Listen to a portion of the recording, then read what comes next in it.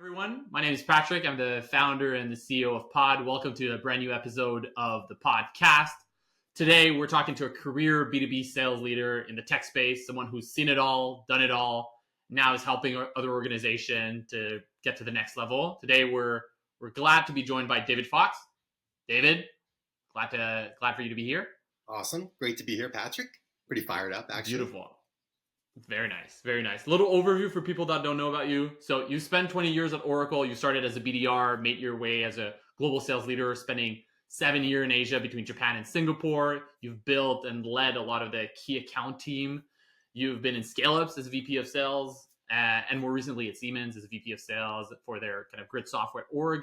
And very recently, you've been doing kind of revenue leadership work with organization through your business, Ascend Revenue, acting as a bit of a force multiplier, if I understand, to help them close bigger deals and go up market. That's very, very nice. So I think it's something that we're going to cover today, but very excited to chat, especially as you've seen big companies, small companies, how they think about their selling motion, especially up market. So excited for this conversation.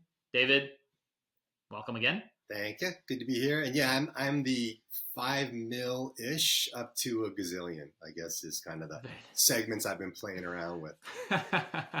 Would love to hear about the gazillion deal. I'm sure that's awesome. So maybe to kick us off, I always like to ask that question, David. How about you tell us what initially got you into the world of sales and what keeps you going after a few decades being in the game? Yeah, I don't know. I know there's been a lot of talk about there should be like sales academies at universities. I don't know if any of us really went to school to be in sales. I didn't. I was pre-med, wanted to be a psychiatrist, and got back to the Bay Area, and everybody was in tech. And I just thought, I could do this adjacent career, right? Trade the couch, so to speak, for a sales floor. And so I was still able to solve problems, help people do the greater good, just do it in a different environment. Yeah. That's interesting. Do you feel like your training as a psychiatrist helps you in some way from a sales perspective? I know we'll talk a bit about it in some extent, but do you see it as kind of a secret weapon of yours to help to build these relationships, or not really? Very much so. I think whether it be internally or especially with potential customers, future brand ambassadors, people make decisions based upon how they feel. Do they trust you? Do they want to work with you? And then ultimately they validate that with data. So I think anyone with a psych background, I'm actually very interested in talking to, working with. The first thing I look at, for example, when I'm hiring, the number one on my scorecard is empathy. Do you care about helping others? I think it's a differentiator for us. Yeah. I mean, especially when you go into bigger deals, it ends up being very much closer to kind of consulting work than kind of pure transactional sales. So you have to really want and care about understanding their needs and why are they looking for change, what are their concerns, etc. So that's I love that. Exactly. Well, now I guess what keeps you going? What are you passionate about in the world of sales that gets you to wake up every morning and still be passionate about it? Yeah, again, it comes back to moving off of pitching and selling and just, I know it's a bit controversial. I'm not a fan of the term pitching. I prefer not to be a VP of sales. I'd rather be like a chief problem solver. So moving into that strategic, real passionate about helping others instead of pitching and selling and coming across that way is an area that I'm very focused on. I love that. Okay, interesting. I love it. And I think, I think the word pitching and that very transactional nature in sales might be relevant for some types of deals, but it won't pass the mark the second you're talking about $1 million plus deal. I mean, not even to that point, you could be talking about $100,000 deal. Even that is a lot of money for many companies, and they need to be brought along and consulted and supported throughout the decision, as opposed to having a software or service shoved down their throat. Right? Yeah, it's interesting. I think the area that I would challenge for any sales leader in any organization, whether you be SMB, mid-market, enterprise, is, and granted there might be some semantics to it, but just the same, sales are the least respected, least trusted career, the role that you play of any business you could choose to do. Yeah. Most respected are nurses, and there's a reason for that. And again, it's about helping others and solving problems and making them healthier. And so whether it be SMB or not, I'm just not a fan of the word pitch. There's ways to do things to engage appropriately, even if it's a very fast sales cycle and it's only like 5K. I still think that our engagement, there's room for improvement. Yeah. Yeah. I like the analogy of maybe acting like a doctor or a nurse for a company, not coming in necessarily already with the solution, but rather, hey, let me understand your symptoms. That's exactly it. Diagnose before prescribing, right? Use that Hippocratic oath. So, be really focused on helping others. That's awesome. I like that. Okay. So a few things we want to cover today. I think there's the human aspect of sales, and we definitely want to dive into like winning bigger deals and how companies, both from a rep perspective and a sales leader perspective, should be thinking about moving up market. So maybe to kick it off, you've mentioned when we were initially discussing for in preparation that there's a lot of, I think sales leader need to put a lot of not importance, but care in building psychological safety in order to enable and build high performing teams. Maybe as a starting point, like as a fully loaded phrase, psychological safety in the corporate world. Maybe curious to hear how you define that. What does that actually mean? And then we'll perhaps dive deeper into like, okay, why and how and what does it mean? But maybe as a starting point. The easiest way I would frame it is, because it's easy to not just have to revert back to this podcast, is every sales leader should have as part of their books of go-to is Patrick Lencioni's The 5 Dysfunctions of a Team. I think far too often sales reps, and maybe they don't even join an organization because they've read about the culture, but let's just assume that they thought the culture was great. They joined, and if there wasn't trust and that psychological safety as a foundation, you're going to see sandbagging. You're going to see pipeline being built that really isn't pipeline. You're going to see lack of trust across the team, less collaboration, people not wanting to ask for help. And right there, you've got a broken organization. So the 5 dysfunctions of a team, and actually I flipped the script a bit. Trust is the foundation, right? That psychological safety. And then when you've got that, you can now have healthy debates, right? That constructive conflict where you're not challenging people, you're just challenging ideas and you're working collaboratively to get better. Everyone in the same sandbox playing nicely. And then once you've got that framed, you can now look at, okay, so now we've got constructive conflict and healthy debates. We're now in this and committed, because instead of leadership telling us, here's what you do, just go do it, and you're trying to figure out why, now you've had a voice to some extent, and you believe in and buy into where you're going because of those healthy debates. And when everyone's on the same page, kind of rocking and rolling together, now you've got accountability, and people are holding each other accountable. They're raising each other up. They're supporting each other, helping each other. And ultimately the outcome of that is results. And results for me is not just getting deals done and top line. It's about creating references. So all of that like good feeling inside, and then putting process and frameworks in place. Ultimately, our goal is to build really strong brand ambassadors. And that flywheel effect is how you accelerate growth. What do you think most organizations are missing today?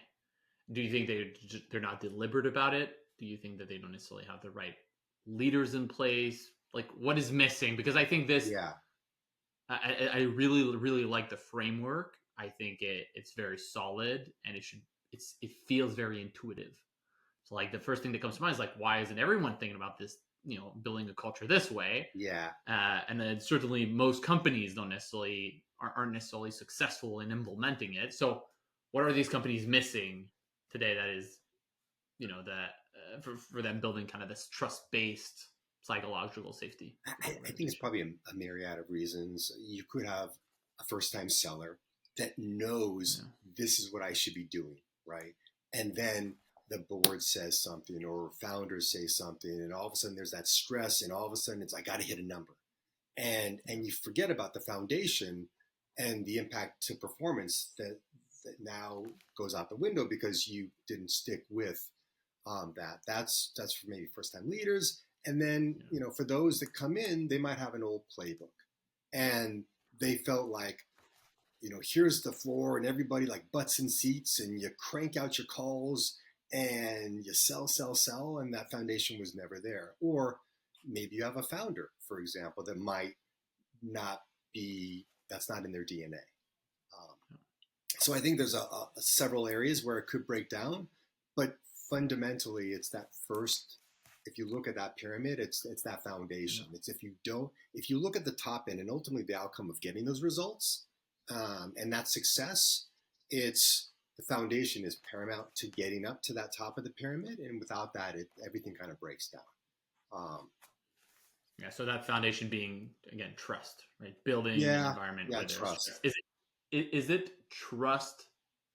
Might be all these choices, but is it trust between leaders and their team, between leaders and the organization? Like what does trust mean, and perhaps how do you nurture trust? It's a loaded question. We could probably talk the whole thing about this, but what is trust in this case, and how do you nurture it? It starts with the top, first of all, with the founders, and building that environment where everybody has a voice. It might not be that we do everything that everybody wants, but everyone has a say, everyone has a voice. And we tend to think of go-to-market as marketing, sales, and then maybe customer success, when the reality is it's product. Have you built something that the market really wants and needs and is willing to pay for? And then how do you share that message, and how do you engage, and then how do you ultimately make sure that they're successful and you continue that relationship? And that flywheel and everybody being together in that journey is really important, so that then again you build that trust because you have those conversations, you're comfortable speaking out loud. It's not like people are butting heads, but it's very collaborative.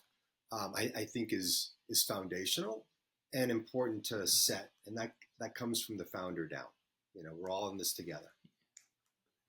There aren't so many barriers between every functions, but I think this is what led to the rise of the chief revenue officer term. It's not so much the chief sales officer with the chief marketing officer and chief customer officer. It's all about, hey, we all are rooting for one thing, which is revenue. So that single goal, how do we all play it together, as opposed to butt heads, to your point. And that's a really good point, Patrick. And I think that initially that CRO title was probably created because you had marketing and sales and there was conflict there. And then, because they would, the leads are weak or whatever to marketing.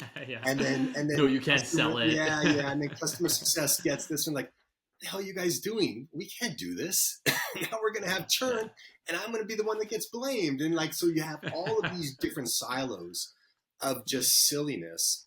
And, what I love seeing right now is CROs traditionally have been the sales leader. Now you're seeing CMOs that are great storytellers, that understand the engagement, that tip of the spear, so to speak. You've got CS, right? Customer, like chief customer officers coming from that, impact achieved part of the bow tie, if you want to call it that back end, where that really is the most important piece of, not that we just sold you something, but we're committed to your success. And so you're seeing CROs now from all different parts of the go-to-market team, which is great to see. I really like that last point, and taking customer out of the shadows, so to speak, and thinking not just about quota and revenue book, but like net dollar retention and PS. That's the tell. As being like core metrics. That's awesome. The tell. There's two comments about what you mentioned. There's a point about everybody has a voice. I think that speaks volume to me. In one of my previous company at McKinsey, there was this, one of the core 3-4 values was the obligation to dissent. So whether you're a senior partner with 25 years of experience or a junior analyst that's straight out of college, if you think there's something wrong, if you think that we are not, I don't know, proposing the right thing, or we're not looking at something, you have the obligation. It's not just, it's not just like, hey, you should if you want, but you have the obligation to raise your hand and bring it up. And I think that creates, I think there's definitely accountability. I really like the term agency. Like, hey, you are the master of this outcome. You have a say. You have weight in the process, the decision, the approach, etc. So I think that's super. I think that's super powerful. It gets a bit. It's very nuanced, I think, to implement. There's a book from Ben Horowitz called "What You Do Is Who You Are." What you do is who you are. Yeah, it's about like building culture, and you probably read about it. And I think it's what's. I'm leading to another question, but like I think the actions that you take end up setting the pace or setting the tone for your culture and the agency and accountability for an organization that today you come across, David, and it's completely dysfunctional, horrible culture, super a lot of competition, everyone's pitted against each other. What would you say are the the first things to do to reestablish that trust and that accountability and agency across the team? Quick wins, if there are any. No, there are. So modeling behavior, right? You can't ask something of somebody if you're not doing that yourself. And so I think it starts with you as a leader, especially, is to model that behavior. My three most important are, empathy, curiosity, and coachability. When I'm hiring or when I'm, working with the team, and I try to do the same thing. I want to learn something new today that I didn't know yesterday. And then I want to figure out, how do I apply that tomorrow? And so that's something that I want to instill in the rest of the team as well. Try learning something new every day. I think it's important that you wake up inspired and you finish the day feeling fulfilled in some way, that you helped somebody do something better. You made some impact on an individual in a positive way. I think are some of the foundational things. I'll be very clear with the team when I first joined. In addition to the pyramid and the 5 dysfunctions of a team, I'll also share I'm one person. I cannot build this by myself. I don't want to build this by myself. But if you don't raise your hand and you don't share the voice that I've given you, then I don't have all the insight to make all the right decisions and build this business together. So, yeah. Cool. Okay. Interesting.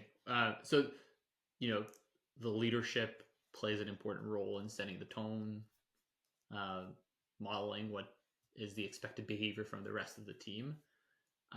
We talked a lot about the foundation in the pyramid, and the trust and healthy debates and getting buy-in, accountability. What are some tangible things when you look at a team, a sales organization, that gives you a hint that they are high performing? What are, maybe things that happen or behaviors that you see that in a second helps you to realize, hey, this is a high performing team, or in the opposite, this is a dysfunctional team? So I guess an example would be, what I'll try to do is kind of do a red light, green light exercise, and not so much from a CRO lens, but let's say I'll have like a first line leader do this with their team.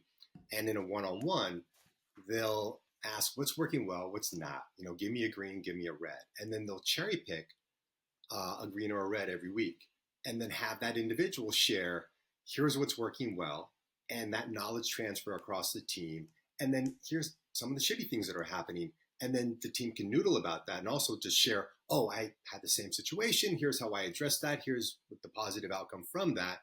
And what you gain is, now you've got the team collaborating without leadership involved.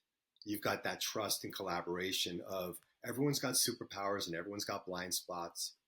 And how do you improve and improve the superpowers and kind of erode and erase some of the blind spots?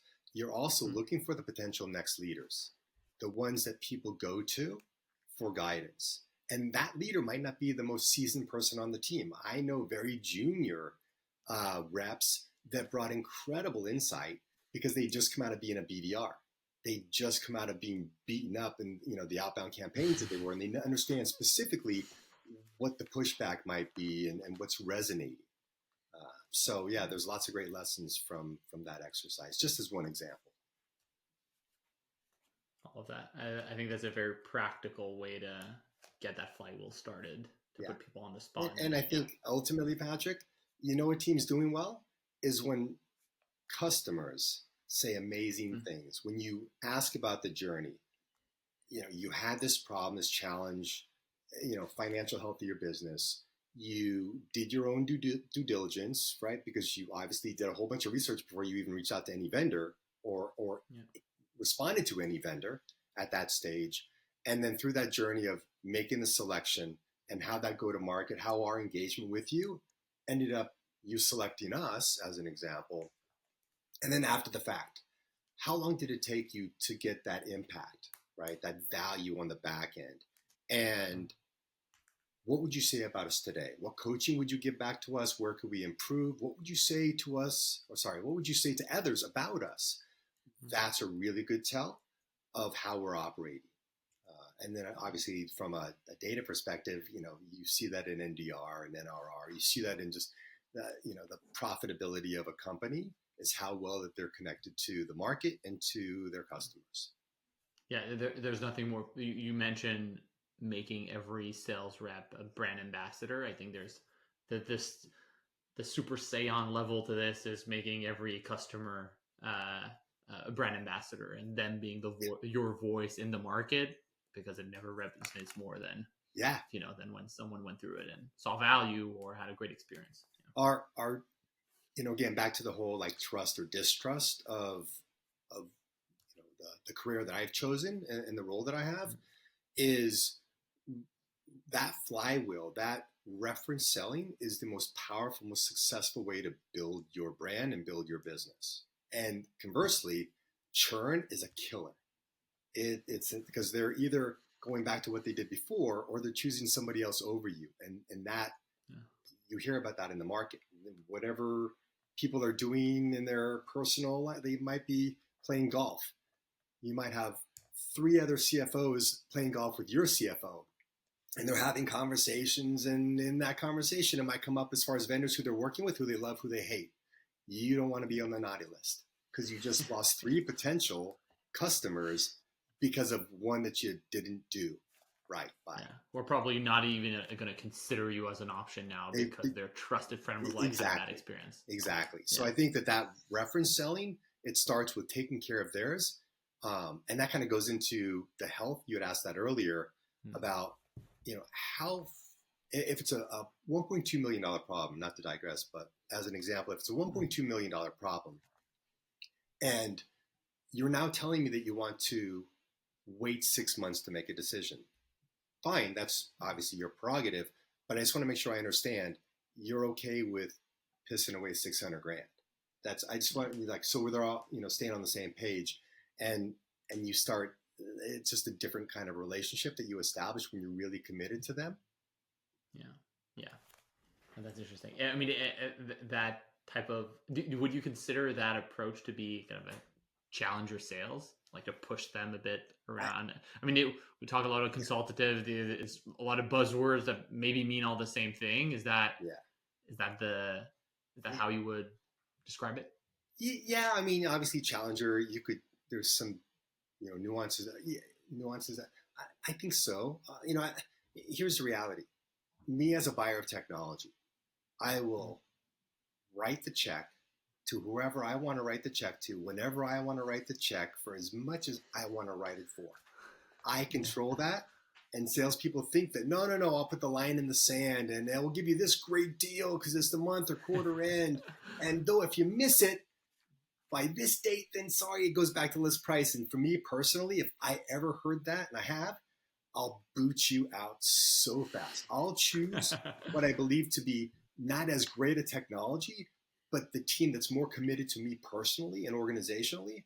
I'll choose that vendor over the one that's like, I've got the greatest technology and you're going to do it my way and my sales process. And because this is what my boss told me to do. And now I can't get you this until we go from this stage to this stage. And the guys, come on, knock it off. Seriously. Like, there's nothing that pisses, right?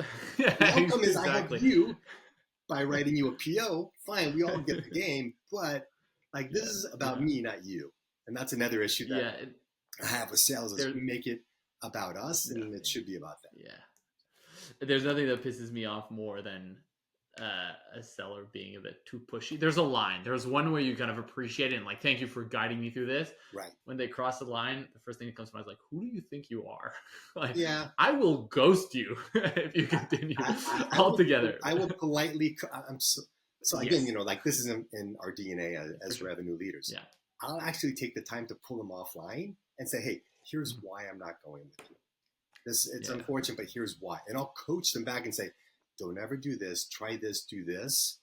And I hope that does you a solid. Because the reality is maybe downstream, we might end up talking again. And I'm going to see, back to the coachability, did you learn?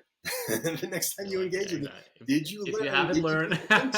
Right? Because I'm here to help you. I want you to be successful. Unfortunate this time didn't work out, but that's, so. Yeah. Okay, cool. Let's talk about big deals. Yeah. I want to talk about winning big deals. Yeah. 6-7 figure deals.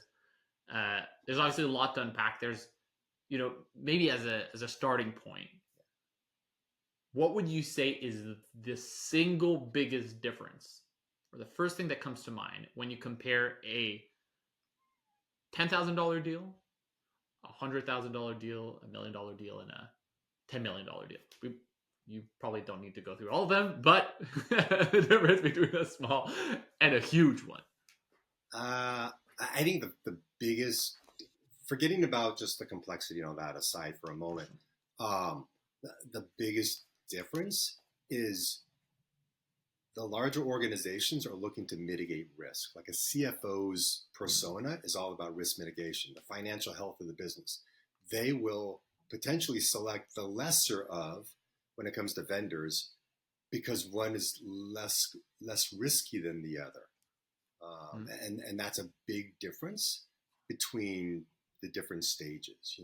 Like SMB, it's kind of fly by the seat of your pants, and if it doesn't work, then that's okay, right? Not a big commitment. But the amount of time and effort that goes into doing a larger deal from a customer's perspective, of even determining, is this a priority that we even want to solve? And do we want to solve it now? How critical is it? And then what do they want to do? What they do to put things in place?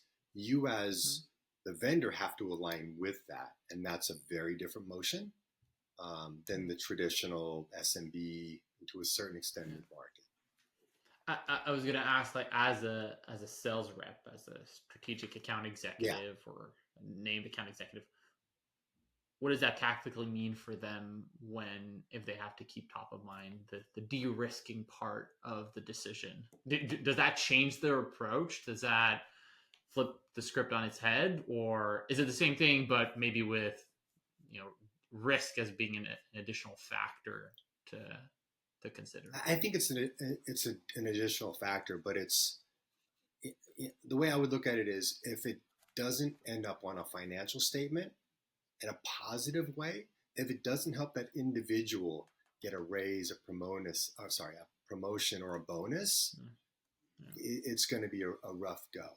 So you as a seller are not a seller at all. And I know we use the whole strategic advisor thing. It's probably overused, but the reality is that's exactly who you are.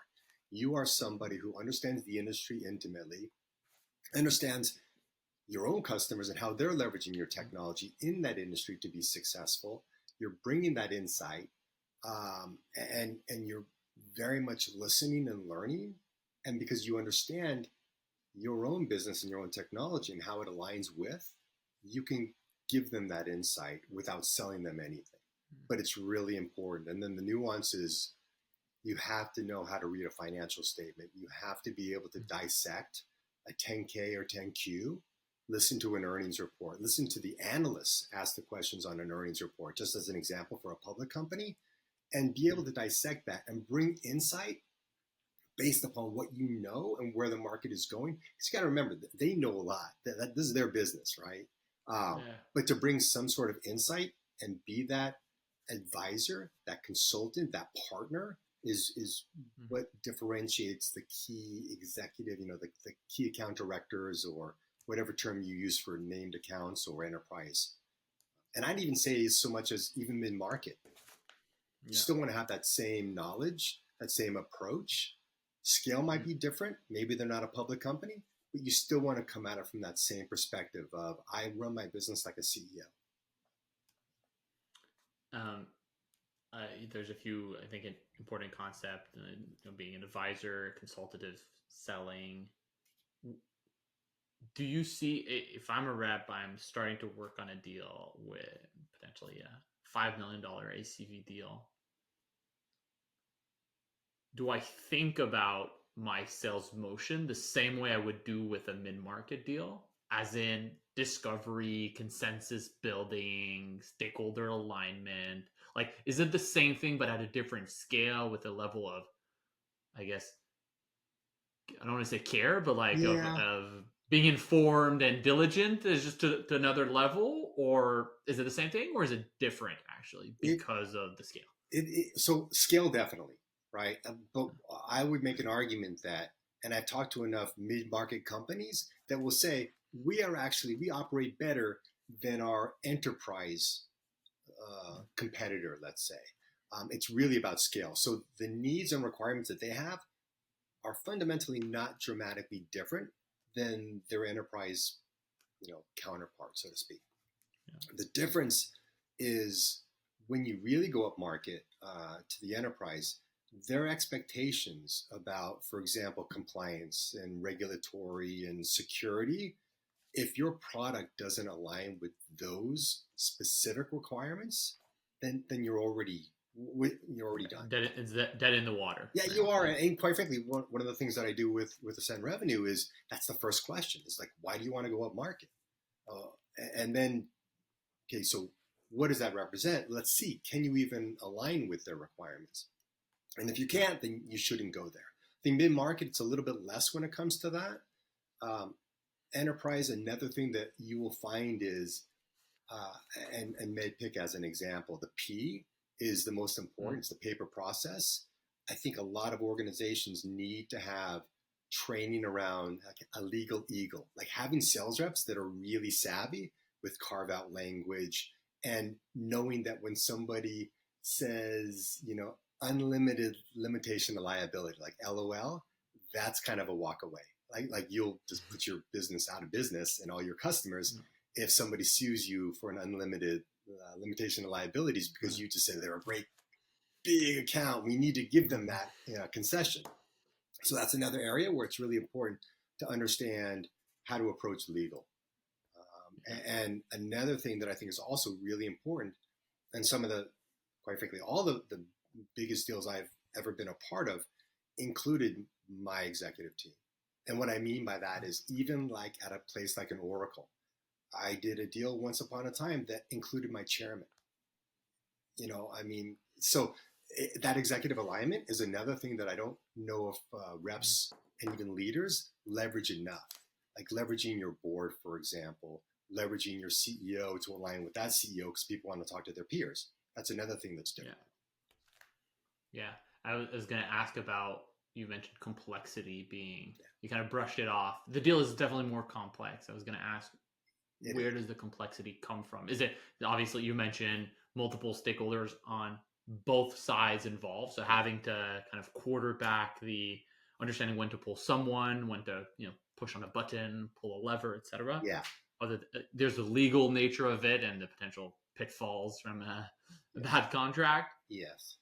What are some other, where does the complexity come from? Yeah. So I'll dig in on a couple of things. The way I would always approach and coach is, we know that traditionally there are 7 to 12 arbitraries, 7 to 12 stakeholders in any decision from like mid-market up, let's say. And each one has their own specific success criteria. So your engagement, you need to understand everyone's success criteria and take that number, whether it be time or dollars. That's an easy way to measure. It's either time or dollars, and put that on the shelf and go to the next person, have similar conversations based upon their department, their organization, their persona, whatever, and take that number, put it up on the shelf. And then you've now got across the 7 to 12 an understanding of what they care about and why and how they measure success. And then you're able to come and align best with how you can help them solve all of these problems. And you can prioritize them as well. So that when, if you look at a CFO as an example, most are not comfortable talking to a CFO. They're usually down the hall, but they're the ones that have the checkbook. And so I would always challenge the team, imagine, and I kind of paint this, imagine that there are 5 vendors and there are 7 to 12 stakeholders, each with a very powerful business case outside the office of a CFO. And that CFO, she only has 1 check left in her checkbook. Why does she write it to you? Why now? And why for this much? Just, the 3 whys. If you don't have a solid approach to, and you're confident that you're not going to be able to forecast, your deal is going to probably go shit sideways anyway. And I think that that's kind of foundational, is understanding all the complexity. It's also back to the legal, knowing what carve-out language you can bring, knowing the different scenarios based upon all the engagements you've had of what comes up more often than not, that you've already given feedback to your legal of here's the carve-out language that we need to come up with that's satisfactory for both parties, and have that ready in your back pocket, to be able to negotiate in a way that, for example, using legal again, if there is something here that impacts your business in a negative way, business continuity, let's have that conversation. But if you're just about to beat up my terms and conditions because of semantics, let's move past that. Every time you ask for something that you know is semantics and it's a nice to have but not a must have, not a walk away, this is how much the price just went up. Because I know what you're worth every hour. I know what my legal's worth every hour. I know what I'm worth every hour. Everyone's like throwing money out the door. It's just a waste of time. And our goal is to get you live as fast as possible.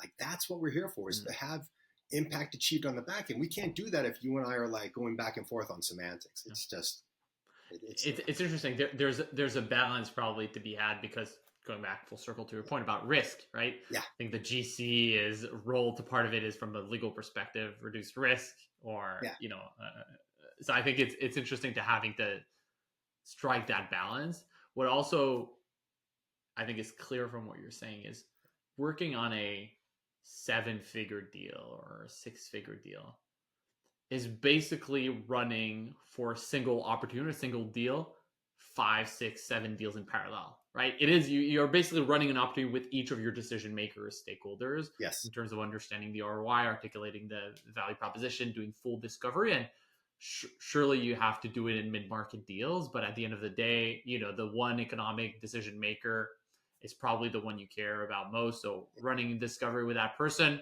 you're probably good. If you don't do that on a mega deal, it might be dead in the water. I think that's very, very interesting. Yeah. Being single-threaded also, if you think again back to the customer's perspective, if you're single-threaded, then you only have one perspective. And so when you go to build a reference story after the fact, you only have one perspective of the impact that you brought to that company, when the reality is you probably brought a lot more value and impact, but you weren't even aware of it because you didn't engage deep and wide with people with different perspective, different goals, different metrics there. Yeah, absolutely. And so that's really important as well. Okay. Well, we talk a lot about stakeholders, involving the right stakeholders, getting to the bottom of their iceberg in terms of understanding concerns, goals, what resonates with them. There's a big part of it, which is human to human interactions. We talk about sales being a human craft at the end of the day. Building trust, building alignment with these enterprise and executive buyers is important. If you're talking to a enterprise account executive that just started, right? What do you think are the biggest tips that you would give that person in order to build and nurture that trust, alignment, and these relationship with executive buyers, right? C-suite executives.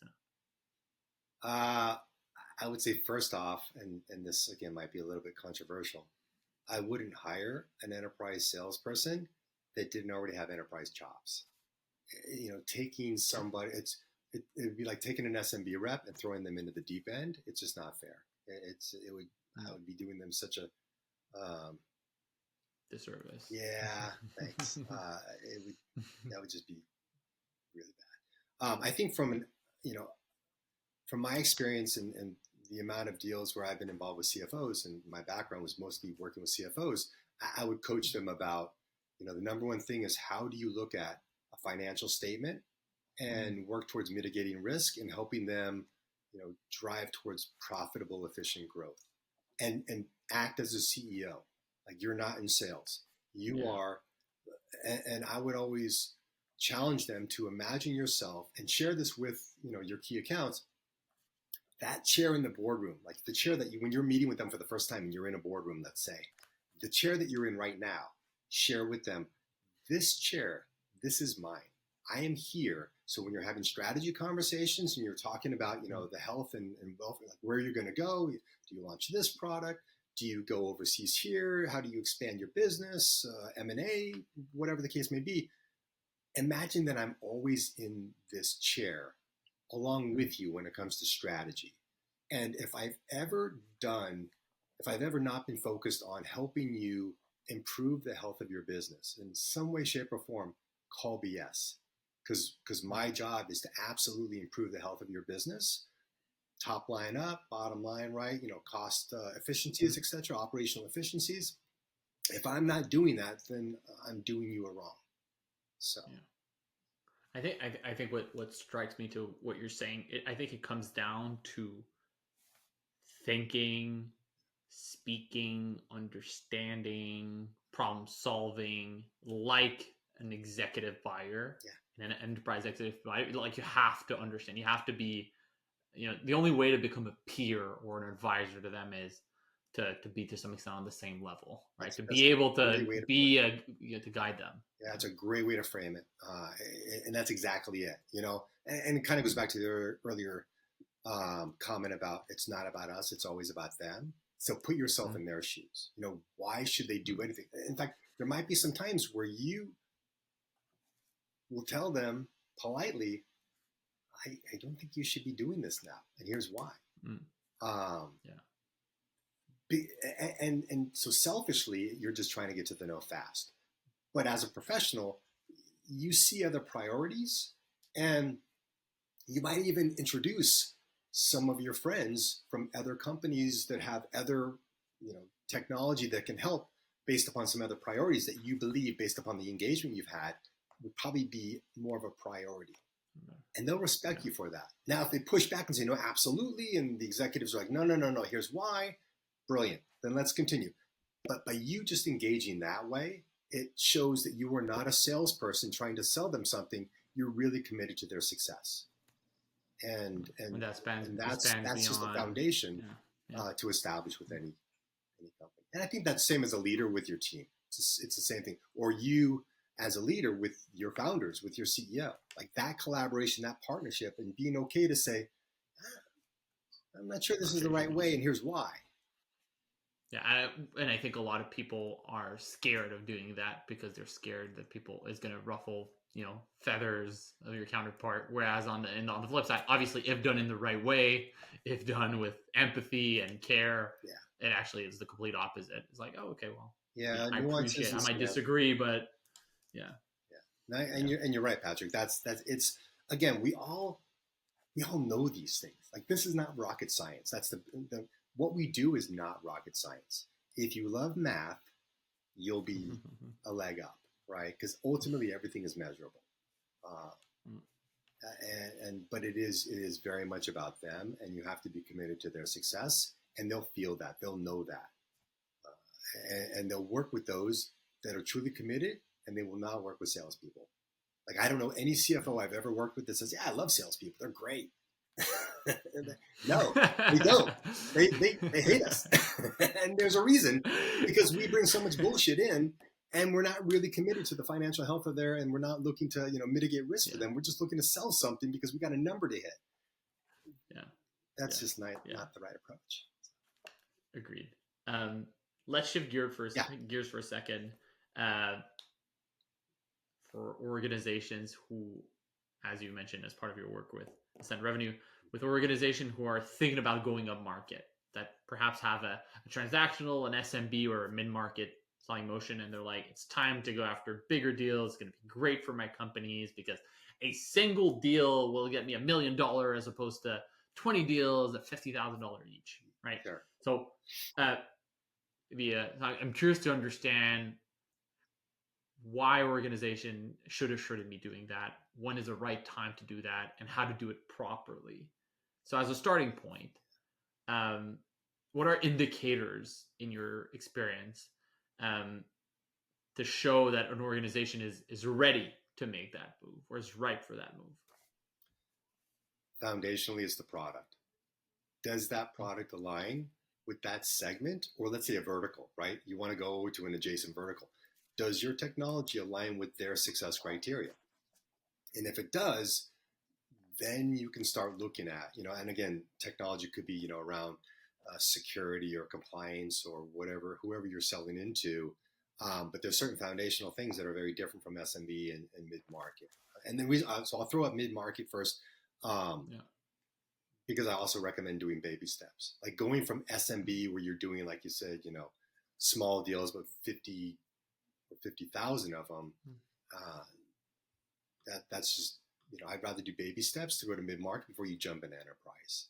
And maybe enterprise you might not ever get to because it just doesn't make any sense. The cost of acquiring an enterprise is so high, and it might not be the right play for someone who's built a product-led growth and something easy just to download and move off and go and go and go. Like, why would you change that if it's working for you? In fact, just to take a step back, I would actually coach many SMB organizations that are looking to go up market because they're worried about churn and stickiness and they need to get bigger deals. I would almost suggest, well, let's look at the segmentation of your SMB. Is there, let's say you do average 15K deals, and the ones that are 5K and below churn the highest. If you have a product-led motion, or you're thinking about putting a product-led motion, make it easy, make it as frictionless as possible. Maybe you focus that on 5K and you just let it go. And then you look at the 15-ish K and try to do some different things engagement-wise and get it to 20, 25, 30K. That right in itself, you just doubled your ACV going from 15 to 30. And there's ways to do that from an engagement perspective that's worth it. Or if you can get more deals done because of your engagement approach, if you could reduce discounting by X%, that's another way to force multiply ACV without even going up market. But if you are going to go up market, you definitely need to make sure that the technology aligns, that you've now moved from transactional sellers, and some of them that are pretty savvy and kind of understand business to a certain extent well enough, and they're very coachable. Those are the ones you might be able to pull into mid-market, just as a foundation. And I would test out first before I went full steam ahead with any sort of up-market move. Test out. So do you see there to be prestige in going after enterprise deals? And is that one of the main reason why organizations are like, hey, now it's time, beyond probably like revenue targets growing, so they need to go after bigger fish to meet them? Is there just a vanity indicator like, hey, I'm able to close this big Fortune 500 company? Of course. Company now. Yeah, everyone wants to do big deals, right? But everyone that wants to do, and then, are you ready to do, are very, very different. And I put a lot of caution into going up market before you really like kind of pull the onion back. I've launched enterprise teams, and before I even did that, I would interview my ICP. I would use like a Chorus or a Gong or something along those lines back in the day. This is, obviously, years ago, but I would leverage that kind of conversational intelligence and interview, and then share those interviews with product, with my CTO, with my founder. This is what it's going to take to go up market. And they said, this is what it's worth to them. So here's how much money is represented if we do these things in the roadmap. Is that feasible? And if it's already in the roadmap, where is it? Is it 18 months downstream, or is it like we could do it now? And just those simple conversations of making sure that we could, even before the go-to-market, that we have the technology that aligns is kind of paramount before you even start to build out that go-to-market. The last thing you want I to think do to any salesperson is say, "Hey, we built this great thing. Now go sell it." And then sales gets beat up. It's like nobody wants it. And like, I don't understand why. If I built it, I thought they would just come, right? And it doesn't Yeah. work like that. It's not the case. No, that's another tough thing with alignment with product is, understanding product market fit before you go full bore, right? Like, you got to have people that love it, that need it, that are willing to pay for it before you really go full steam. Yeah, the distribution. Yeah, I think first time founders are often going to be like really, really obsessed with the product, and I think that's fair. But second time founders are going to realize that product is important, but to get past a certain point, distribution is everything. I think one thing that is very interesting about what you mentioned is the concept, right? I guess the preconceived notion that going up market is a no-brainer. And I think it's quite interesting that there is an opportunity cost to going up market if you don't do it right for a few reasons. I think the first one is from a product perspective, right? If you decide to build enterprise-like feature, whether it's security, team management, whatever that might be, it is time that you don't work on assuming a consistent capacity, but it's time that you don't spend working on your differentiated features. So that's number one. Yeah. And then on the flip side, if you spend a lot of time going after large enterprise deals and they end up like falling through, well, that is time that you could have spent winning a bunch of smaller ones. And I really like your point about baby steps. Like, oh, you want to go there? Like, take a few steps in that direction. Yeah. There are things that you can do your current segment that will help you to continue growing revenue and make you more ready, I guess, to go after large deals. I think that's very, very, I think, interesting and pragmatic. So my question to this is, what do you think what do you think are the elements or behavior or structure or process an organization needs to show, display, or have that tells you that, hey, they're ready to go up market beyond the product itself? Is there something in there on the go-to-market side that hints you to say like, okay, well, the product seems like it's good. That's checked. They're ready to go after 6-figure or 7-figure deals. It's a good question. I think that, so let's assume that we validated that the product For sure is aligned, that we've got product market fit, right? That's been validated. Mm-hmm. And now with sales, the first thing as a leader you have to do is what's the right profile that you need mm-hmm. to engage with that segment, with that persona. Yeah. And that's the first thing that I'll look for is probably not those same people to your point, right? The people working on SMB and mid-market, to your point earlier, yeah. It could be, but most likely not. Most likely not. You might find a couple mid-market reps that are really, really savvy, that have just kind of been like in mid-market because there wasn't an enterprise play. They love the company, but they were very much kind of took an enterprise motion to their mid-market approach. And again, it comes back to, I think, quite frankly, the investors and the founders and their true understanding of what it takes to get a 6 or 7-figure deal. Their involvement in that. And I shared this earlier, the steps that you have to take in the multi-threading and the understanding that it might take a pilot, it might take a land. That initial deal might only be $50K, let's say, but there's $5 million downstream. But that initial and just that confidence and comfort that it's not going to be $5 million overnight. It could be 50,000, and that could be one organization. And then in that organization, you can now expand into other parts of the organization across, let's say you're just focused on the US.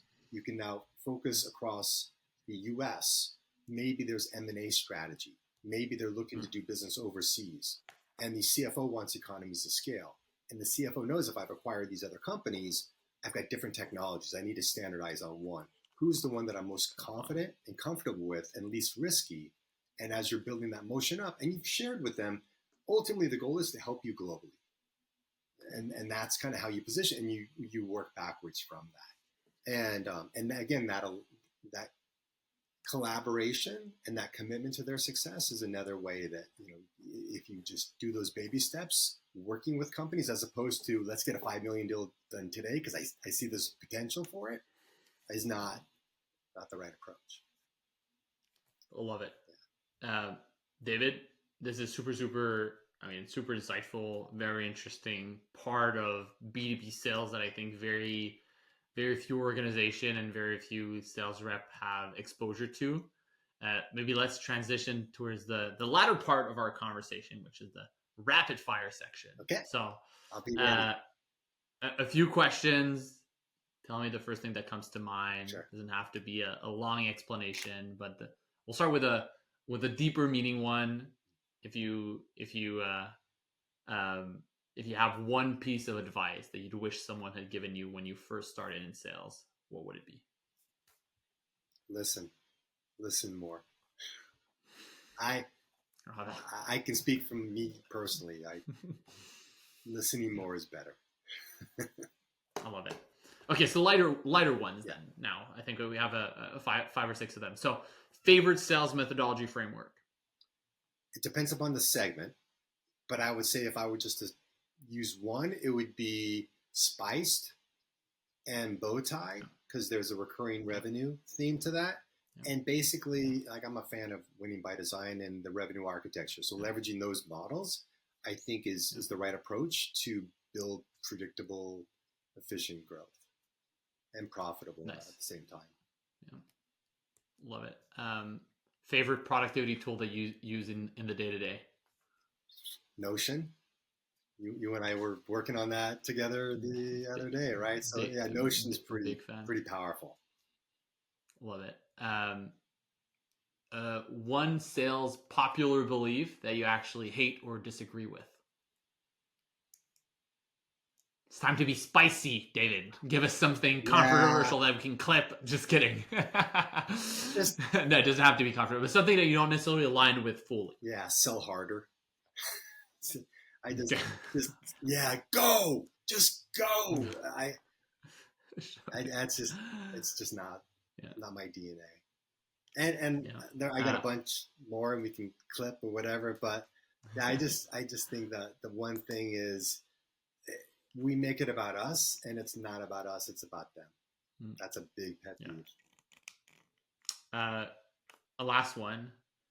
Your favorite way to re-engage with a prospect that is disengaged or ghosting you, original or one way that consistently works for you. If it's one individual, so first off, I would make sure I'm multi-threaded. But just the same, if it's somebody that's not engaged, let's say we knew the timing wasn't right, bring a perspective and insight that's valuable to them.